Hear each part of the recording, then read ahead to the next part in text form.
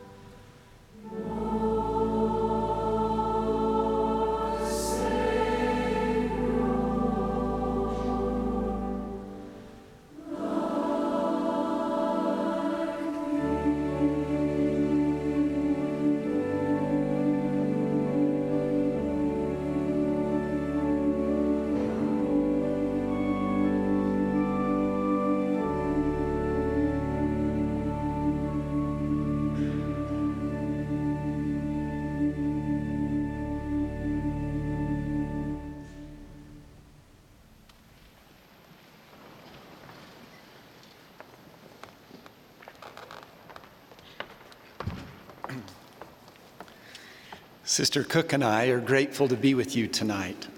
This Sœur Cook et broadcast moi brings us nous together. réjouissons d'être avec vous ce soir. Cette diffusion par satellite nous rassemble dans le monde entier, réunissant 99 pays en 39 langues. Beaucoup d'entre vous regardent cette diffusion en direct. Certains la verront en différé en raison des décalages horaires. Où que vous soyez, et quel que soit le moyen par lequel vous visionnez cette diffusion, bienvenue. Nous souhaitons une bienvenue particulièrement à ceux d'entre vous, tout juste diplômés de l'enseignement secondaire, qui se joignent à ce rassemblement mondial pour la première fois. Nous espérons que dans le cadre de votre éducation, vous assisterez aux cours d'institut ou à d'autres classes de religion afin de tirer parti de l'enseignement spirituel mis à votre disposition. Le fait de prendre part aux leçons et aux activités représente une planche de salut importante qui vous aidera à naviguer le succès au travers de cette vie. Nous sommes bénis d'être avec vous. Vous édifiez notre esprit et accroissez notre foi en l'avenir. Nous admirons votre réaction face à ce qui est mis en avant par nos prophètes et apôtres. La foi avec laquelle vous participez à l'histoire familiale, l'œuvre missionnaire et l'œuvre du Temple, y compris lorsque vous y servez comme officiant, est inspirante. Nous vous sommes reconnaissants et nous vous aimons. Je commencerai ce soir par vous raconter une expérience que Sœur Cook et moi avons eue avec des jeunes adultes seuls à Nairobi, au Kenya. Nous discutions ouvertement du mariage lors d'une réunion spirituelle. Nous avons demandé aux jeunes adultes ce qu'ils recherchaient chez un conjoint éternel. Après quelques commentaires, il était clair que certains jeunes hommes pensaient qu'un certain nombre de jeunes femmes attendaient d'eux qu'ils aient un diplôme d'études supérieures, une voiture et un endroit confortable où habiter avant d'envisager de les épouser. D'un autre côté, plusieurs jeunes femmes ont exprimé qu'elles étaient disposées à attendre d'avoir ces choses si le jeune homme travaillait activement à les obtenir. Ils pourraient y travailler ensemble. Faisons le test ce soir. Frères célibataires en âge de vous marier, où que vous soyez, permettez-moi de vous poser une question. Combien d'entre vous pensent être des hommes travailleurs dotés d'un bon caractère, d'un témoignage fort et d'une sensibilité spirituelle, mais estiment peut-être ne pas être bien préparés temporellement pour rendre une femme heureuse au sein du mariage? Levez la main, bien haut. Maintenant, vous, sœurs célibataires, combien d'entre vous sont disposés à attendre les bénédictions temporelles du mariage tout en apprenant et en progressant aux côtés d'un homme travailleur que vous aimez, qui a un bon caractère, un témoignage fort et une sensibilité spirituelle? Levez la main, bien haut.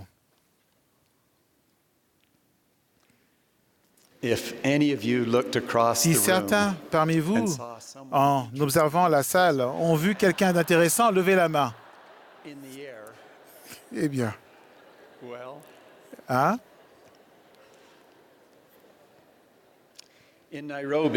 À Nairobi, j'ai lu un extrait du manuel 2, Administration de l'Église, qui explique « Par nature, les esprits masculins et féminins se complètent l'un l'autre. Il est prévu que les hommes et les femmes progressent ensemble vers l'exaltation. » Un jeune homme s'est levé et a dit avec enthousiasme « C'est merveilleux. Je pense qu'au lieu de demander à une jeune femme de m'épouser, je lui demanderai si elle accepte de progresser avec moi. » En fait, je pense que l'idée de ce jeune homme est pleine de sagesse. Comme le dit le proverbe africain, « Si tu veux aller vite, marche seul, mais si tu veux aller loin, marchons ensemble. » J'ajouterai, oui, marchez ensemble. Et avec l'aide du Seigneur, vous pourrez progresser ensemble et vous compléter l'un l'autre. D'un point de vue mathématique, 1 plus 1 égale 2. Mais lorsque deux personnes s'unissent, 1 plus 1 égale bien plus que 2. Et si le Seigneur fait partie de l'équation, le total de la somme est infini et éternel. Comme vous avez pu le deviner, nous allons parler du mariage ce soir, mais avec une nuance. Nous allons parler de la façon de progresser vers le mariage éternel. Cela inclut tout le monde, y compris Sœur Cook et moi-même. Mariés ou célibataires, et quel que soit notre âge, nous pouvons tous progresser en partant du point où nous sommes actuellement. Le mariage céleste, éternel, est l'ordonnance suprême de l'Évangile de Jésus-Christ. Cela implique le scellement d'un homme et d'une femme dans le temple et le scellement de leur mariage par le Saint-Esprit de promesse. Ce n'est qu'en accomplissant cette ordonnance de la prêtrise et en honorant nos alliances que nous pourrons recevoir la bénédiction de poursuivre notre vie en tant que mari et femme, compagnons éternels après cette vie. Il existe en nous une aspiration divine à avoir des relations éternelles. Le président Nelson a dit « La plus noble aspiration du cœur humain est d'avoir un mariage qui peut perdurer après la mort. » Le mariage éternel est accessible à chacun de nous, en dépit de toutes les situations difficiles auxquelles les enfants de notre Père Céleste doivent faire face dans la condition mortelle. Le mariage éternel est possible dans son plan éternel. Aucun n'est prédestiné à recevoir moins que tout ce que le Père a en réserve pour ses enfants. Si nous sommes fidèles, il nous est promis tout ce que nos parents célestes ont, y compris un mariage éternel, soit un véritable partenariat. Personne entendant ce message n'est exempt de cette promesse. Parce que le mariage entre l'homme et la femme était essentiel au plan éternel de Dieu, l'adversaire et ses partisans luttent contre lui et la bataille fait rage. Satan ne connaîtra jamais le mariage éternel et comme les Écritures l'indiquent, il cherche à rendre tous les hommes malheureux comme lui. Ce vieux serpent qui se rebella contre Dieu fait la guerre au sein de Dieu et les environne de toutes parts. À quoi ressemble la guerre que mène Satan contre le mariage? Réfléchissez à ceci. Quand, en tant qu'enfants de l'Alliance avec Dieu, nous recherchons l'amour, l'adversaire encourage la luxure. Quand nous recherchons la vertu, il tourne la pureté en ridicule. Quand nous recherchons la sainteté, il nous attire vers les ténèbres. Quand nous péchons, il nous pousse au découragement plutôt qu'au repentir. Il a créé un tsunami virtuel d'influences destructrices qui recouvre la terre. La pornographie, l'infidélité, le mépris des gens du grand et spacieux édifice, l'individualisme, le manque d'engagement et l'échec des mariages pour n'en citer que quelques-uns. Même si nous parvenons à éviter certaines influences du monde, notre confort relatif peut nous bercer jusqu'à l'autosatisfaction et inhiber notre progression vers le mariage éternel. Mais si nous faisons confiance à Dieu, exerçons notre foi et prenons de la hauteur, nous nous élèverons au-dessus des vagues tourbillonnantes de négativité que l'on perçoit dans la technologie, les divertissements matériels, les médias sociaux et parfois à la suite de situations déchirantes dont nous sommes témoins dans la vie de membres de notre famille et de nos amis. Il y a des années, un jeune homme fidèle dont nous sommes proches, nous a confié qu'il ne croyait plus à la possibilité d'un mariage heureux.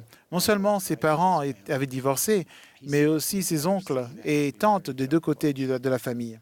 Il a dit qu'il n'avait jamais vu un mariage heureux de près. Cependant, avec l'aide du Seigneur, il a surmonté ses craintes et s'est marié au temple. Sa femme et lui trouvent de la joie dans le mariage et ils ont 5 beaux enfants. En tant qu'enfants de l'Alliance, nous pouvons relever la tête et regarder vers l'avenir avec foi et confiance. Notre Sauveur, Jésus-Christ, a vaincu le monde, souffert pour nos péchés et fourni un moyen pour que nous puissions progresser et prospérer. Comme nous en sommes tous témoins, les cieux sont ouverts et la révélation se déverse à travers nos prophètes et apôtres afin de nous aider à renforcer nos lignes entre l'adversaire et nous. Le Seigneur est en train de rassembler ses forces, autrement dit, ses enfants de l'Alliance, afin que nous bénéficions d'un environnement sûr où contracter des alliances éternelles et fonder des familles. Que pouvons-nous faire personnellement pour combattre l'influence de l'adversaire? Comment pouvez-vous maîtriser la vague de négativité qui entoure le mariage? Comment pouvez-vous réprimer le pouvoir de l'adversaire dans votre vie et progresser continuellement vers un mariage heureux et une famille éternelle? La réponse est simple. Vous pouvez vivre l'Évangile de Jésus-Christ. Utilisez le pouvoir de son expiation, vous préparer pour son retour et aider les autres à faire de même. Vous qui êtes déjà mariés, vous pouvez montrer la voie en fondant des foyers centrés sur l'Évangile et en parlant positivement du mariage avec vos frères et sœurs célibataires qui progressent le long du chemin des alliances. Ce soir, Sœur Cook et moi voudrions vous annoncer quelques bonnes nouvelles à propos du mariage. Et il y en a beaucoup. Nous aimerions commencer par exprimer nos sentiments honnêtes de joie concernant notre mariage et notre profond témoignage que des mariages heureux et réussis peuvent être édifiés aujourd'hui par des personnes imparfaites comme vous et moi. Si nous édifions sur des fondations de l'Évangile, les fondations de l'Évangile, que sont la foi en notre Père Céleste, en Jésus-Christ et son expiation, la prière, le repentir, le pardon, l'amour, l'honnêteté, la fidélité, l'unité et les alliances du Temple. Le président Nelson a expliqué, en fait, le mariage commence avec 2 handicaps de conception. Il implique 2 personnes imparfaites. Elles ne peuvent trouver le bonheur qu'en faisant des efforts sincères. Fin de citation. La quête d'un mariage éternel n'est ni fortuite ni automatique. Il s'agit d'un voyage de toute une vie requérant l'humilité, la diligence et des efforts conscients tant de la part du mari que de la femme. La meilleure nouvelle est que notre Sauveur Jésus-Christ et son expiation rendent notre progression continue possible. Ses bras sont étendus vers nous. En exerçant notre foi en lui, en priant et en faisant des efforts sincères, des miracles se produiront dans notre vie. Une bonne intention conduit à l'action.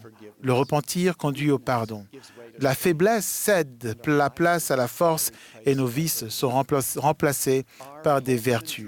Nos espoirs et nos rêves de mariage heureux deviennent réalité grâce à la force et au pouvoir que nous recevons de l'expiation de Jésus-Christ individuellement et en couple, un jour après l'autre. Nous allons maintenant écouter Sœur Cook. Je suis reconnaissant de ma compagne de confiance. Je sais qu'elle aime le Seigneur et qu'elle lui est dévouée, tout comme à moi. Lynette est ma meilleure amie. Elle est ma précieuse compagne éternelle.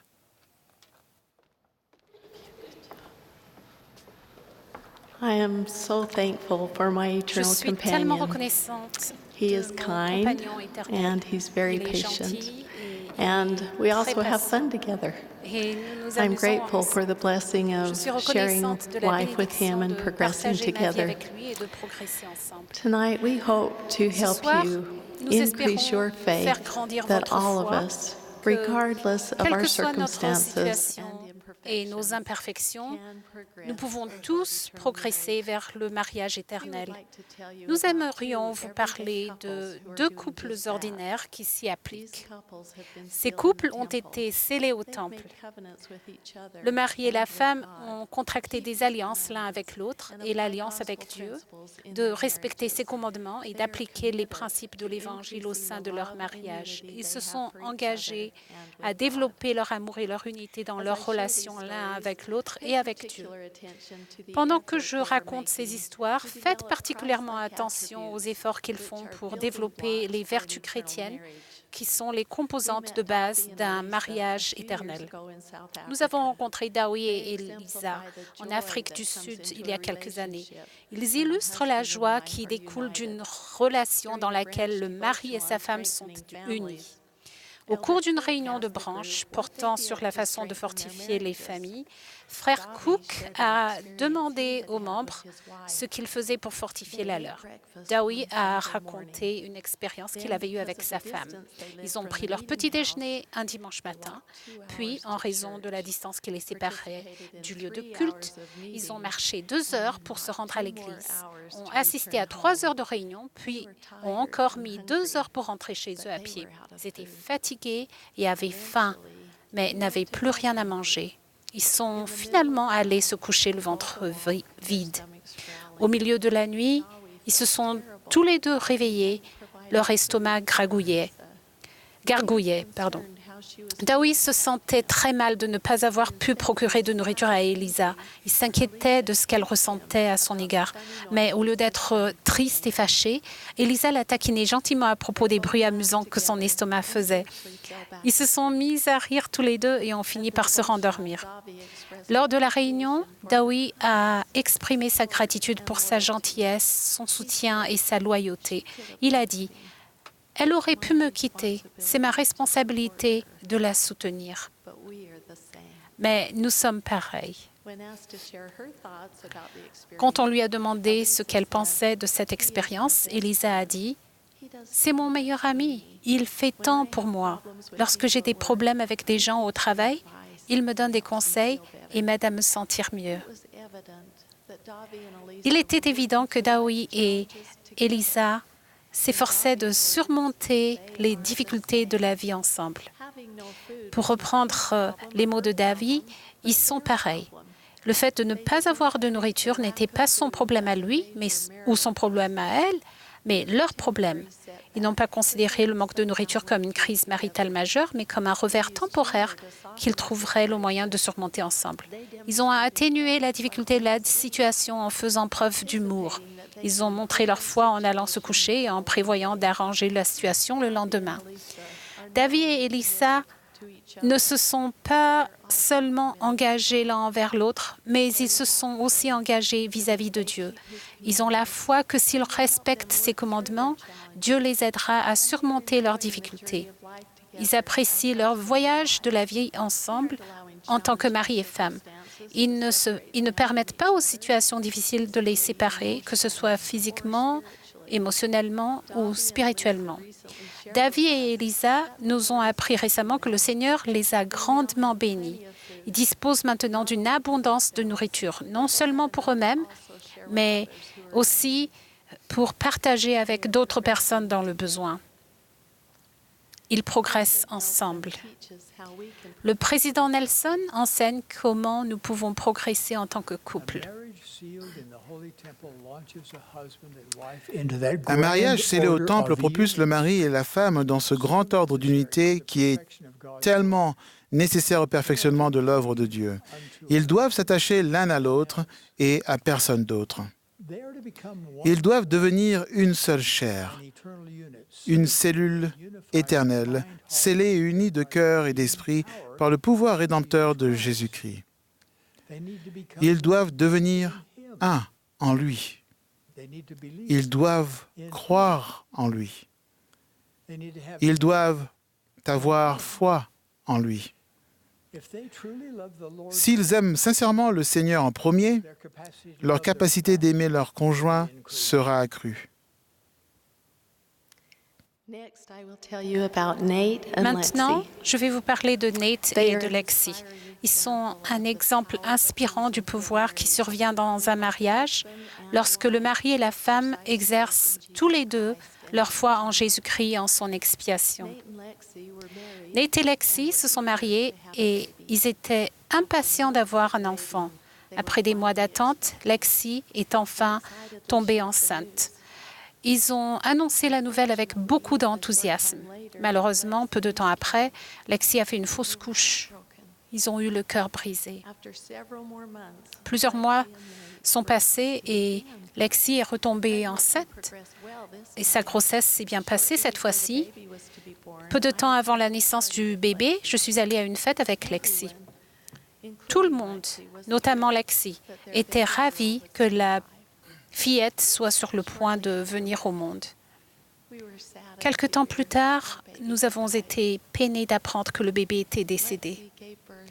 Lexi a mis au monde leur petite fille, mort-née, dans le service maternité d'un hôpital rempli de mères et de bébés. Ce fut une nouvelle dévastatrice. Frère Cook et moi avons rendu visite à Nate et Lexi chez eux. Nous nous attendions à les trouver plongés dans la tristesse et le chagrin. En entrant dans leur maison, nous avons ressenti un esprit paisible, Nate et Lexi nous ont accueillis chaleureusement. Ils se sont assis côte à côte sur le canapé et se tenant l'un l'autre, nous ont raconté les détails de la perte de leur fille. Ils nous ont fait part des tendres miséricordes que le Seigneur leur avait accordées pour soulager leur fardeau. Ils ont exprimé leur gratitude pour leur beau bébé qu'ils avaient nommé Hope, espoir en français. Lexi était reconnaissante de la possibilité qu'elle avait eue de porter Hope et de lui donner la vie. La foi de Nate et Lexi nous ont édifiés. Nous avons été réconfortés par ce jeune couple. Je leur ai dit que je voyais comme un miracle la façon dont ils faisaient face à cette épreuve. Ils ont tous les deux répondu en témoignant du pouvoir édifiant et fortifiant de Jésus-Christ et de son expiation. Leur fardeau était lourd, mais il les aidait à le porter. Le Seigneur les avait traités avec tendresse et Nate et Lexi se traitaient mutuellement avec tendresse. Ils étaient unis avec Dieu et l'un avec l'autre. Avec l'aide du Seigneur, les épreuves peuvent nous unir. Frère Todd Christofferson a dit, « Sans Dieu, ces expériences sombres poussent au découragement, au désespoir et même à l'amertume. Avec Dieu, la consolation remplace la douleur. La paix remplace la tourmente et l'espérance remplace le chagrin. Nous espérons que les histoires de ces couples fortifieront votre foi dans le mariage. La vie est difficile, mais nous pouvons tous progresser vers le mariage éternel en appliquant les principes de l'Évangile.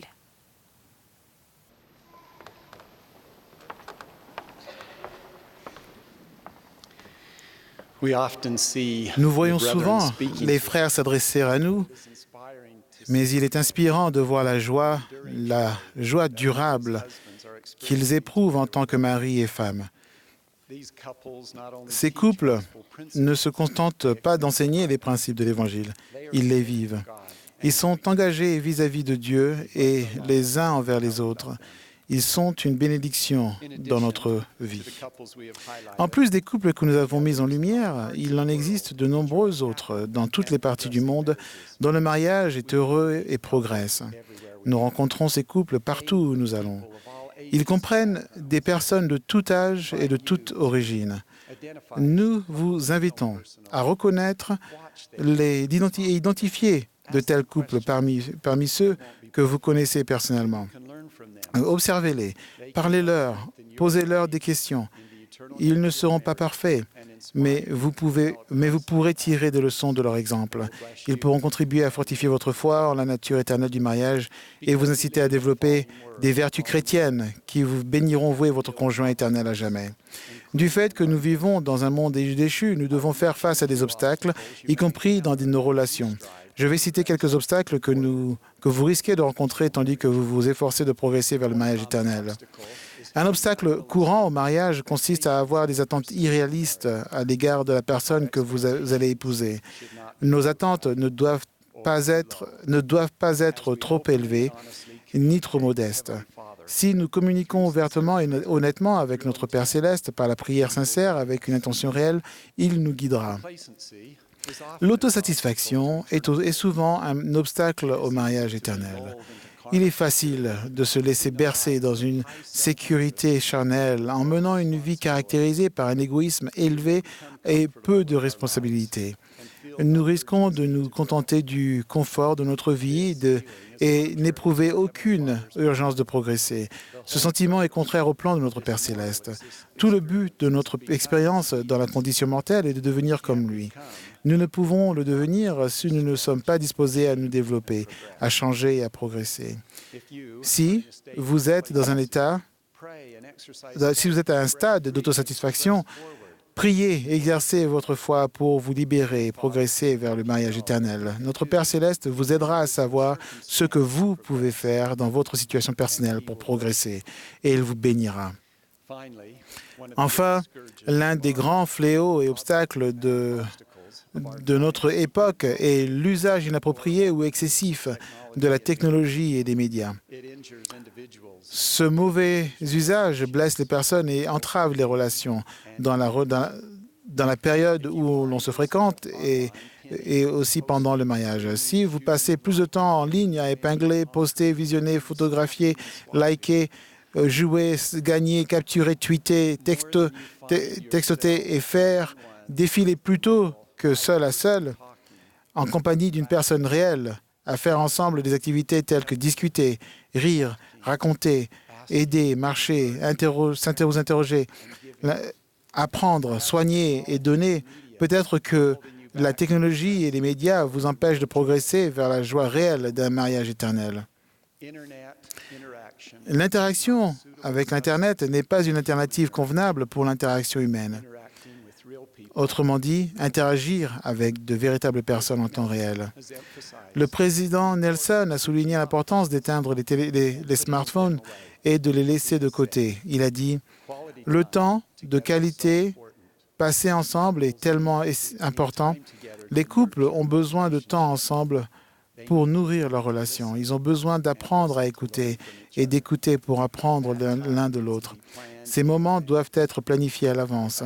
Si un mariage heureux est de la plus haute importance, il mérite qu'on lui consacre du temps de qualité. » Fin de citation. Nos habitudes face à la technologie durant nos années de célibat se poursuivent pendant notre mariage. Frères et sœurs, avec l'aide du Seigneur, vous pouvez surmonter n'importe quel obstacle que vous rencontrez.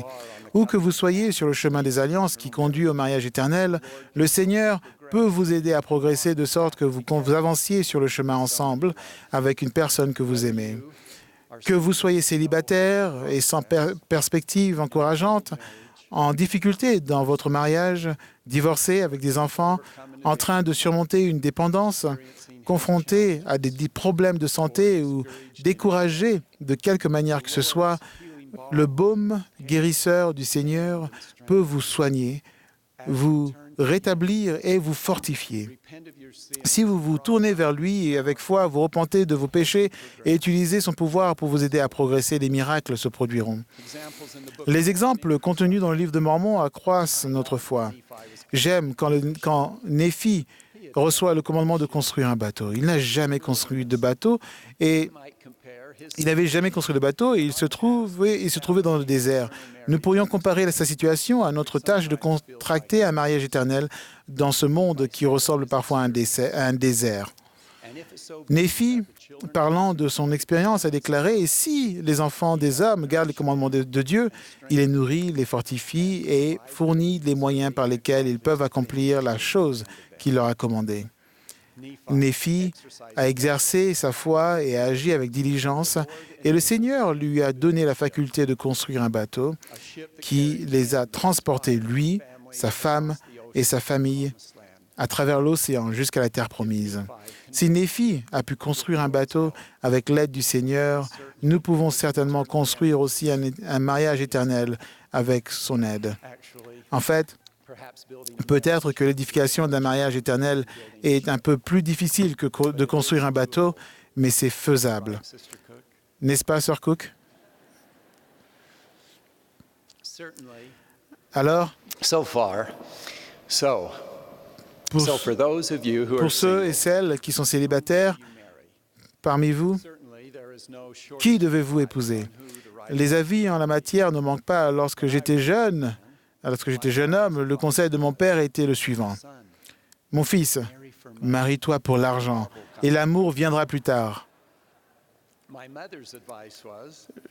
Le conseil de ma mère était « Marie-toi par amour et l'argent viendra après. » Plus tard, mon président de mission m'a enseigné « Mariez-vous pour l'éternité. » Le mariage éternel est un partenariat avec Dieu. Il est impératif que nous recherchions ses conseils concernant la personne que nous devons épouser. Nous ne choisissons pas un conjoint en fonction de son argent, ni de ses biens, désolé papa, ni uniquement par amour. Nous visons un mariage éternel. J'ai apprécié les enseignements de mon président de mission. Je suis aussi reconnaissant pour les conseils qu'il m'a donnés, tandis que je me préparais à rentrer chez moi. Il m'a dit que je devais progresser continuellement vers mes objectifs éternels. Il m'a suggéré de me préparer au mariage et de ne pas le remettre à plus tard, une fois que la bonne personne se présenterait. Même doté des meilleures intentions, il n'est pas toujours facile de trouver un conjoint éternel. Souvent, cela requiert des efforts concertés. Pendant la première année qui a suivi mon retour chez moi, j'ai fait la connaissance de jeunes femmes à l'école, à l'institut, au travail, à l'église. Je suis sorti en couple avec certaines, parfois une fois, parfois deux, mais aucune de ces relations ne s'est développée au-delà de l'amitié. J'avais besoin d'aide, alors j'ai pris contact avec un ancien collègue de mission en qui j'avais confiance, Mark Allred, qui habitait de l'autre côté de la ville. Je lui ai demandé de me donner les coordonnées d'une personne qu'il me recommanderait, avec laquelle je pourrais sortir en couple. Mark me connaissait. Il a réfléchi aux jeunes femmes qu'il connaissait. Après réflexion, il m'a donné le nom de Lynette Hanson. Il avait le sentiment que nous irions bien ensemble et que nous apprécierions la compagnie l'un de l'autre. Alors, j'ai pris contact avec elle. Mark avait raison. La recommandation qu'il m'avait faite était en or. C'est même devenu un diamant. Il avait été inspiré. Pour ceux d'entre vous qui sont célibataires, je sais qu'il existe de nombreuses façons de rechercher un conjoint éternel, mais certaines méthodes sont réellement meilleures que d'autres. Recherchez un conjoint dans les endroits où vous êtes le plus susceptible de trouver votre conjoint éternel. Un conjoint éternel. Je ne pourrai jamais trop insister sur cela. Envisagez de demander à une personne que vous connaissez et en qui vous avez confiance de vous recommander quelqu'un. Avez-vous un ancien collègue missionnaire, un camarade de classe fidèle ou un bon ami dans une ancienne paroisse, quelqu'un qui vous connaît? Pourquoi ne pas lui demander de vous recommander une personne? Si l'on vous recommande quelqu'un, faites preuve de foi, prenez contact avec la personne et faites un essai. Cela ne fonctionnera pas toujours avec les personnes que l'on vous aura recommandées, mais il arrivera aussi que des relations qui soient inspirées. Et je crois que lorsque nous faisons preuve de foi, que nous avons l'espoir et que nous impliquons notre Père Céleste, de bonnes choses se produisent. Quand Lynette et moi avons commencé à nous fréquenter, nous aimions beaucoup le temps que nous passions ensemble. Nous nous voyions souvent et notre amitié devenait plus forte chaque jour. Nous étions différents l'un de l'autre sur quelques points, mais nous étions d'accord sur tous les points importants. Nous sommes tombés amoureux. Nous avons fini par atteindre un stade où il fallait prendre une décision. Allions-nous nous marier et progresser ensemble ou passerions-nous à autre chose? Nous avons étudié les réalités du mariage. Où habiterions-nous? Comment allions-nous survivre financièrement loin de nos parents? Était-ce le bon moment? Nous avons prié et jeûné ensemble à propos de toutes ces choses, nos questions. Nous avons tous les deux ressenti que notre Père Céleste serait content si nous nous marions. Nous avons ressenti qu'il nous aiderait à surmonter les obstacles que nous rencontrerions. L'essentiel de cela s'est passé au cours d'un semestre universitaire. Lynette était une bonne élève et allait souvent à la bibliothèque pour étudier. J'allais aussi à la bibliothèque pour la voir. Mes notes ont augmenté et celles de Lynette ont baissé. C'est vrai. Mais nous avons tous les deux été d'accord pour dire que c'était le meilleur semestre que nous avions jamais eu. Pourquoi cela? En plus du bonheur que nous éprouvions à être ensemble, nous progressions vers un but commun. Nous étions en phase l'un avec l'autre et avec Dieu, et cela nous procurait un bon sentiment. Notre foi a augmenté. Nous en sommes venus à ressentir qu'après, avec l'aide du Seigneur, nous pourrions tous surmonter. Nous étions remplis de joie. Nous avons été scellés dans le temple d'Ogden, en Utah. Cela fait près de 40 ans maintenant. Nous avons redécouvert par nous-mêmes que le mariage offre réellement de plus grandes possibilités d'atteindre le bonheur que n'importe quelle autre relation humaine, parce que c'est le plan du Seigneur. Nous avons parlé de beaucoup de choses ce soir. Nous espérons que la doctrine que nous avons enseignée se distillera sur votre âme et vous permettra de progresser le long du chemin des alliances jusqu'au mariage éternel. Nous espérons que les exemples de mariage heureux que nous avons présentés accroîtront votre foi et que l'Esprit vous a murmuré quelque chose que vous pouvez faire pour progresser. Peut-être que pour certains parmi vous, l'Esprit a murmuré avec qui vous pourriez progresser. Pour ceux d'entre vous qui font ce qu'il faut pour contracter un mariage éternel, mais que rien ne paraît imminent, que vous soyez actuellement célibataire ou que votre mariage affiche peu de signes de progression, nous prions pour que vous restiez optimiste, fassiez de votre mieux, contribuez à l'œuvre du Seigneur et viviez dans la joie. Le président Nelson a déclaré « Nous savons que le Seigneur nous jugera, chacun de nous, selon le désir de notre cœur, ainsi que selon nos œuvres, et que les bénédictions de l'exaltation seront accordées à tous ceux qui seront dignes. » Fin de citation. Soyez fidèles et marchez résolument. Je sais que toutes les bénédictions vous appartiendront selon le calendrier du Seigneur. Je sais que c'est vrai. Frères et sœurs, nous avons la grande possibilité de progresser continuellement, de fonder et de renforcer des mariages célestes et des familles éternelles avec l'aide du Seigneur. Je témoigne que Jésus-Christ est notre Sauveur et Rédempteur. Nous pouvons être fortifiés par lui. Tout ce que notre Père Céleste nous invite à faire, et que puissent ces bénédictions être avec vous. Au nom de Jésus-Christ. Amen.